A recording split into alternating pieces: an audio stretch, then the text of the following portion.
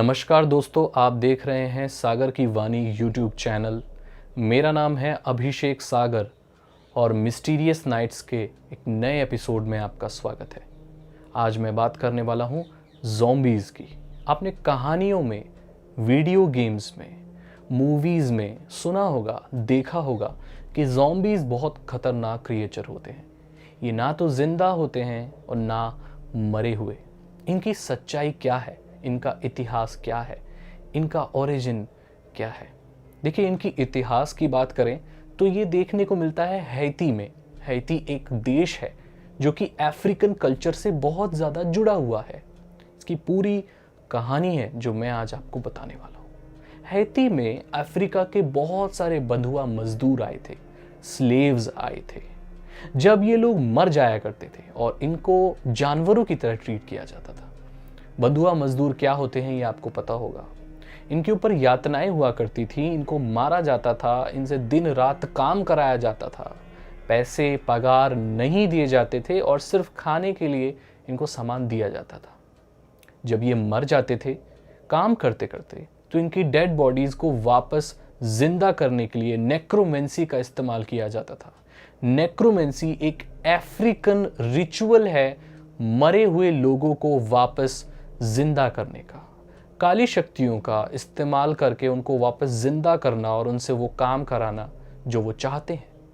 Necromancy में इनके जो डाइटीज होते हैं, इनके जो देवता होते हैं, उनकी पूजा की जाती है, बलियां दी जाती हैं और ऐसे काले जादू का इस्तेमाल किया जाता है जिसकी मनाही है, जिसको आप इस्तेमाल नहीं कर सकते, जिसका परिणाम बहुत बुरा होता है। आप ये जानते हैं कि आत्माओं का कोई रूप नहीं होता, कोई शरीर नहीं होता। आत्माएं इंसानी शरीर को इस्तेमाल करती हैं। बुरी शक्तियां इंसानी शरीर को इस्तेमाल करती हैं इस दुनिया में प्रवेश करने के लिए। अब नेक्रोमेंसी का प्रोसेस कोई जादूगर कर सकता था या कोई बुरी आत्मा भी कर सकती थी। जब बुरी आत्माएं किसी इंसान के अंदर घुस जाती हैं तो वो उसके अंदर तबाही मचा देती हैं, उसके शरीर का सर्वनाश कर देती हैं। उसका शरीर उस इंसान के काबू में रहता ही नहीं है। जो वो आत्मा चाहती है वो उस शरीर के साथ करती है। जो आत्माएं बहुत ज़्यादा पावरफुल होती हैं वो मृत शरीर के अंदर भी घुस जाती हैं और वहीं से जन्म होता है ज़ॉम्बी का। ऐसा कहा जाता है कि ज़ॉम्बीज़ के अंदर खुद का दिमाग नहीं होता, खुद की विल नहीं होती, सिर्फ उनको कंट्रोल किया जाता है। उनका कोई मास्टर, जिसे बोकोर कहा जाता है। कुछ लोग उसे बोको, कुछ लोग बोकोर बोलते हैं। बोकोर एक ऐसी विच, एक ऐसी चुड़ैल या एक ऐसा जादूगर हो सकता है जो इन ज़ॉम्बीज़ को कंट्रोल कर रहा हो। ऐसे केस में इनसे अलग अलग तरीके के काम कराए जाते थे, इनसे मर्डर्स करवाए जाते थे, लोगों को नुकसान पहुंचाया जाता था। इतिहास में इसका वर्णन देखने को मिलता है। दूसरी तरफ कुछ आत्माएं, कुछ बुरी शक्तियां मृत शरीर में घुसकर वो काम किया करती थी जो वो अपने जीवन काल में नहीं कर पाई थी। मैं आपको बता दूं, आत्माएं कभी भी डायरेक्टली आपको हार्म नहीं कर सकती। आत्माएं सिर्फ आपको डरा सकती हैं, मार नहीं सकती। अगर आत्मा इस दुनिया में आकर किसी को नुकसान पहुंचा रही है तो कहीं ना कहीं उसमें किसी इंसान या किसी इंसानी शरीर का हाथ है। ये सिर्फ आपको छलावे दिखा सकती हैं, आवाज़ें सुना सकती हैं, लेकिन डायरेक्टली आपको हार्म नहीं कर सकती। ये आपकी मेंटल स्टेट को इतना बुरा कर देती हैं कि आपकी स्थिति ऐसी हो जाती है कि आप ये सोचें कि इससे बेहतर तो मौत है। ये डरा देती हैं लेकिन डायरेक्टली मार नहीं सकती। ऐसा करने के लिए आत्माओं को इंसानी शरीर की ज़रूरत होती है और कोई फ़र्क नहीं पड़ता कि वो इंसानी शरीर जिंदा है या मृत। मृत शरीर को दोबारा जिंदा करने पर वो आम इंसानों की तरह नहीं रहता। उसकी बॉडी ज़्यादातर सड़ी गली हुई रहती है और जैसे कि आप अभी इन पिक्चर्स में और इन वीडियोस में देख सकते हैं। ज़ॉम्बीज़ का संबंध वूडू मैजिक से भी है। अगर आप वूडू मैजिक के बारे में नहीं जानते तो आपको मेरे पुराने एपिसोड देखने चाहिए जहां पर मैंने बात की है कि वूडू मैजिक, काला जादू, तांत्रिक विद्याएं किस तरीके से काम करती हैं।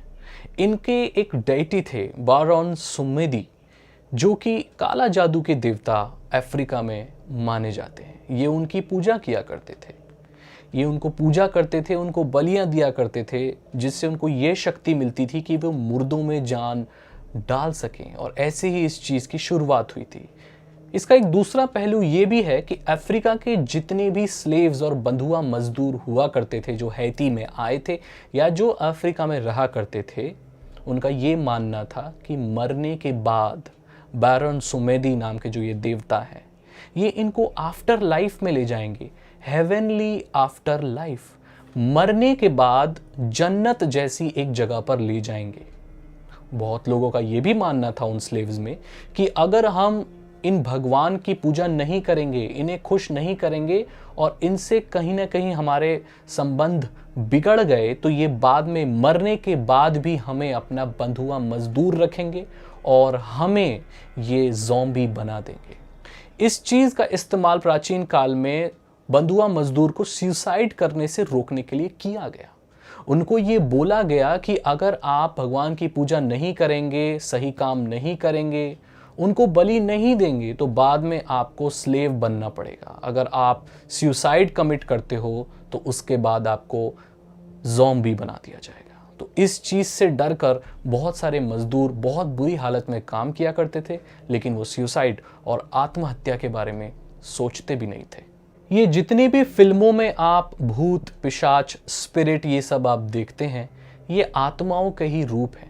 ये वही फलस्वरूप है जब आत्माएं शरीर को इस्तेमाल करती हैं। ज़ॉम्बीज़ भी कुछ इसी तरीके का है, लेकिन यहाँ पर शरीर मृत होता है, जिंदा नहीं होता। फिल्मों में और बहुत सारे जगहों पर यह भी बताया गया है कि zombies scientific experiment, parasite, virus और इस तरीके की चीज़ों से भी बन जाते हैं। लेकिन इसमें लोगों की अलग अलग मत है कि किसी एक्सपेरिमेंट की वजह से, किसी पैरासाइट, किसी वायरस की वजह से कोई इंसान ज़ॉम्बी बन सकता है या नहीं।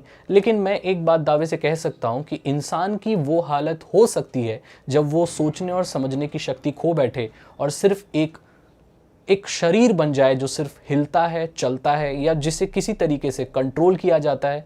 अब ये कंट्रोल करने की कमांड केमिकल हो सकती हैं, आप कह सकते हैं मानसिक तौर पर कोई कमांड हो सकती है, या स्पिरिचुअल तरीके से कुछ चीज़ हो सकती है।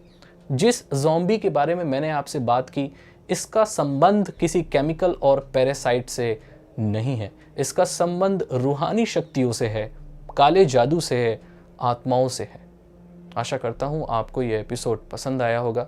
अगर आपको ये एपिसोड अच्छा लगा तो इसे लाइक ज़रूर करें और मैं मिलता हूँ आपसे अगले एपिसोड में। नमस्कार।